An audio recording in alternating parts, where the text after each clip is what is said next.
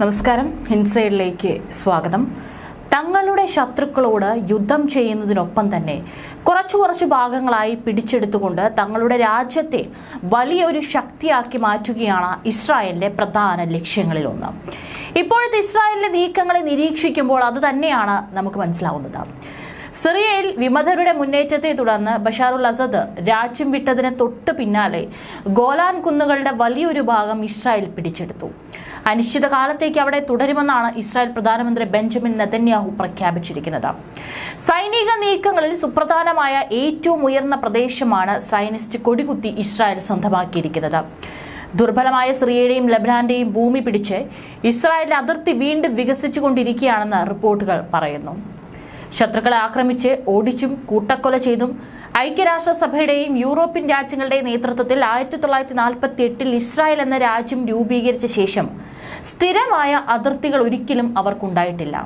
യുദ്ധങ്ങൾ, ആക്രമിച്ച് പിടിച്ചെടുത്ത് കൂട്ടിച്ചേർക്കൽ, വെടിനിർത്തൽ കരാറുകൾ, സമാധാന ഉടമ്പടികൾ എന്നിങ്ങനെയുള്ള വിവിധ രീതികളിലൂടെ തങ്ങളുടെ അറബ് അയൽ രാജ്യങ്ങളുമായുള്ള അതിർത്തികൾ ചരിത്രത്തിലുടനീളം ഇസ്രായേൽ മാറ്റിവരച്ചിട്ടുണ്ട്. ഇപ്പോൾ സിറിയൻ ഏകാധിപതിയായിരുന്ന ബഷാറുൽ അസദിന്റെ പതനത്തെ തുടർന്ന് രൂപപ്പെട്ട പുതിയ സാഹചര്യത്തിലും സയനിസ്റ്റ് രാഷ്ട്രത്തിന്റെ അതിർത്തികൾ വീണ്ടും മാറിമറിയാനുള്ള സാധ്യതകൾ തന്നെയാണുള്ളത്. ഈ മാസം ആദ്യം അസദ് അപ്രതീക്ഷിതനായ ഉടൻ തന്നെ 50 വർഷമായി സൈനിക സാന്നിധ്യമില്ലാത്ത നിഷ്പക്ഷ മേഖലയായി തുടരുന്ന സിറിയൻ അതിർത്തിയിലേക്ക് ഇസ്രായേൽ സൈനിക നീക്കം നടത്തി. ആദ്യം നടത്തിയത് സിറിയൻ അതിർത്തിയിലെ ബഫർ സോണിലേക്കുള്ള കടന്നുകയറ്റമായിരുന്നു. 1973 അറബ് ഇസ്രായേൽ യുദ്ധത്തിന് പിന്നാലെ സിറിയയ്ക്കുള്ളിൽ സ്ഥാപിച്ചതാണ് ഈ ബഫർ സോൺ. നിർണായകമായ ഗോലാൻ കുന്നുകളിലാണ് ഈ പ്രദേശമുള്ളത്. പ്രധാനമന്ത്രി ബെഞ്ചമിൻ നെതന്യാഹുവിന്റെ പരസ്യ ആഹ്വാനത്തിന് പിന്നാലെയായിരുന്നു ഇസ്രായേൽ സേനയുടെ ഈ നീക്കം. സിറിയൻ സേനയുടെ പോസ്റ്റുകൾ കൈയടക്കുകയും ചെയ്തു. ഇസ്രായേലിലെ സുരക്ഷ നോക്കേണ്ടതുണ്ട് എന്നാണ് നെതന്യാഹു നൽകിയ ന്യായീകരണം. പ്രസ്തുത നീക്കം പ്രതിരോധത്തിലൂന്നിയുള്ളതും താൽക്കാലികവുമാണെന്നാണ് നെതന്യാഹു പറഞ്ഞത്. സിറിയയ്ക്കുള്ളിൽ വിവിധ ഗ്രൂപ്പുകൾ തമ്മിലെ അധികാര വടംവലികൾ ഇസ്രായേലിനെ ഭീഷണിയാവില്ലെന്ന് ഉറപ്പുവരുത്തലും സൈനിക നീക്കത്തിന്റെ മറ്റൊരു ലക്ഷ്യമാണെന്ന് നെതന്യാഹു വ്യക്തമാക്കി. എന്നാൽ സിറിയൻ പ്രദേശത്തെ ബഫർ സോണിൽ പ്രവേശിച്ചുകൊണ്ട് നെതന്യാഹു വ്യക്തമാക്കിയത് കുറെ കാലത്തേക്ക് അവിടെ നിലയുറപ്പിക്കാൻ ഇസ്രായേലിന് പദ്ധതിയുണ്ട് എന്നാണ്. മൗണ്ട് ഹെർമോന്റെ ഉച്ചിയിൽ കയറി നിന്ന് നെതന്യാഹു സൈനികരോട് പറഞ്ഞത് ഇസ്രായേലിലെ സുരക്ഷ ഉറപ്പാക്കുന്ന ക്രമീകരണം ഉണ്ടാക്കുന്നതുവരെ ഇസ്രായേൽ സൈന്യം ഇവിടെ തുടരുമെന്നാണ്. അസദിന്റെ പതനത്തെ തുടർന്ന് ഇസ്രായേൽ പിടിച്ചെടുത്ത സിറിയൻ അധീന പ്രദേശമാണ് മൗണ്ട് ഹെർമോൺ. വളരെ തന്ത്രപ്രധാനമായ ഈ പർവ്വതത്തിന് സമുദ്രനിരപ്പിൽ നിന്ന് 9232 അടി ഉയരമുണ്ട്. 1947 ഐക്യരാഷ്ട്രസഭ അംഗീകാരം നൽകിയ പദ്ധതി പ്രകാരം ബ്രിട്ടന്റെ നിയന്ത്രണത്തിലായിരുന്ന പലസ്തീൻ ഭൂപ്രദേശം അറബികൾക്കും ജൂതന്മാർക്കുമായി വിഭജിച്ചു. തർക്കത്തിലായിരുന്ന ജെറുസലേം ഐക്യരാഷ്ട്രസഭയുടെ ഭരണ നിയന്ത്രണത്തിലുമായി. ഏതായാലും ഈ പദ്ധതി ഒരിക്കലും നടപ്പാക്കപ്പെട്ടിട്ടില്ല. 1948 മെയ്യിൽ ഇസ്രായേൽ പ്രഖ്യാപനം വന്നപ്പോൾ അയൽപ്പക്കത്തുള്ള അറബ് രാജ്യങ്ങൾ യുദ്ധം പ്രഖ്യാപിച്ചു. ആ യുദ്ധം അവസാനിച്ചത് ഇസ്രായേൽ അതിർത്തികൾ ഉറപ്പിക്കുന്നതിലാണ്. 1967 6 ദിവസം നീണ്ടുനിന്ന യുദ്ധത്തിനൊടുവിൽ ജോർദാനിൽ നിന്നും വെസ്റ്റ് ബാങ്കും കിഴക്കൻ ജെറുസലേമും ഈജിപ്തിൽ നിന്ന് ഗാസയും സിനായ് ഉപദ്വീപും സിറിയയുടെ കയ്യിൽ നിന്ന് ഗോലാൻ കുന്നുകളും ഇസ്രായേൽ പിടിച്ചെടുത്തു.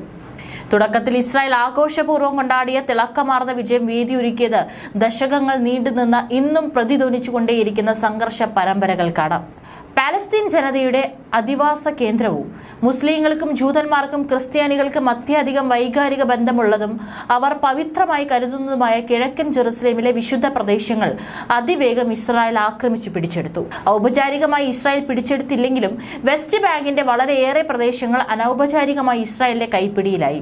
ഇപ്പോൾ 5 ലക്ഷത്തിലധികം വരുന്ന അനധികൃത ജൂത കോളനികൾ സ്ഥാപിച്ച് അധിനിവേശം നടത്തിയാണ് ഇസ്രായേൽ അത് സാധിച്ചത്. കിഴക്കൻ ജെറുസലേമും വെസ്റ്റ് ബാങ്കും അധിനിവിഷ്ട ഭൂപ്രദേശമായാണ് മുഴുവൻ അന്താരാഷ്ട്ര സമൂഹവും കണക്കാക്കുന്നത്. സിനായ്, ഗോലാൻ, ഗസ മുനമ്പ് എന്നിവിടങ്ങളിലെല്ലാം ഇസ്രായേൽ സെറ്റിൽമെന്റുകൾ നിർമ്മിച്ചു കഴിഞ്ഞിട്ടുണ്ട്. 2023 ഒക്ടോബർ 7 തൂഫാനുൽ അക്സയെ തുടർന്നുണ്ടായ ഇസ്രായേലിന്റെ ശക്തമായ അധിനിവേശവും വംശഹത്യയും തുടരുകയാണിപ്പോഴും. യുദ്ധാനന്തര പദ്ധതികളെക്കുറിച്ച് ഇസ്രായേൽ ഭരണകൂടം വ്യക്തമായ രൂപരേഖകളൊന്നും മുന്നോട്ട് വെക്കുന്നില്ലെങ്കിലും ഗസ ഇസ്രായേൽ അതിർത്തിയിൽ ദീർഘകാലത്തേക്ക് സൈനിക സാന്നിധ്യമുള്ള ഒരു ബഫർ സോൺ വേണമെന്നത് അവർ വ്യക്തമാക്കി കഴിഞ്ഞു. നെതന്യാഹു സഖ്യ സർക്കാരിലെ ചില തീവ്രപക്ഷക്കാർ ഗാസയിൽ ജൂത സെറ്റിൽമെന്റുകൾ പുനഃസ്ഥാപിക്കണമെന്ന് വാശി പിടിക്കുന്നവരാണ്. ഹിസ്ബുള്ളയുമായി 1 വർഷം നീണ്ടുനിന്ന പോരാട്ടത്തിനൊടുവിൽ ഇസ്രായേൽ കരസേന തെക്കൻ ലെബനൻ ആക്രമിച്ചു. വെടിനിർത്തൽ കരാറിന്റെ ഫലമായി അധിനിവിഷ്ട പ്രദേശത്ത് നിന്ന് ജനുവരി അവസാനം പിന്മാറാമെന്ന് ഇസ്രായേൽ സമ്മതിച്ചിരിക്കുകയാണ്. ഏതായാലും ഇസ്രായേലിന് നേരെ പരമാവധി പിടിച്ചു നിൽക്കാൻ അറബ് രാജ്യങ്ങൾ ശ്രമിക്കുന്നുണ്ടെങ്കിലും ഇസ്രായേലിന്റെ ശക്തിക്ക് മുൻപിൽ മുട്ടുമടക്കേണ്ട അവസ്ഥയാണുള്ളത്.